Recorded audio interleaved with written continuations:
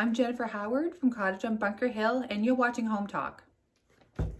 I have one of those foam crafting pumpkins, and I want to make a hole in the top of this one and also in the bottom. I'm just using my box cutting blade to try to carefully cut through the foam.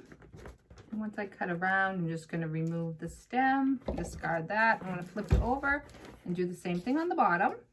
So the large pumpkin has a hole in the top and the bottom. The medium pumpkin has a hole in the top and the bottom. And then I have a little smaller pumpkin, and I'm going to cut a hole in the bottom. Just have to remove that little piece. I have my drill, and I have a longer drill bit on it, and I'm gonna just drill some holes around each of the pumpkins.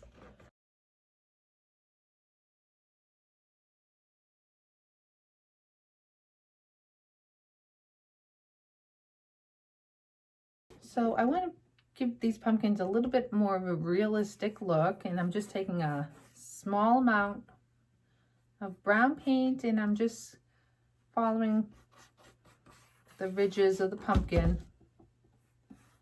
Give it a little more dimension. While my glue gun is heating up, I'm taking a small string of Christmas lights, and I'm starting with the smaller pumpkin. I'm going to pop some in there. I'm not sticking them through the holes. The light's going to glow out of them, almost like we have candles inside of them. And then I'm just going to put the whole thing into the top of the middle pumpkin and run it out the bottom, and then into the biggest pumpkin. To the top of the biggest one. And then we want the end of the plug coming out the bottom of the hole so we can plug it into the outlet out on my porch. Now I'm going to glue the pumpkins together. Glue the medium one on top of the largest one. I left some of the end of the light sticking out of the bottom.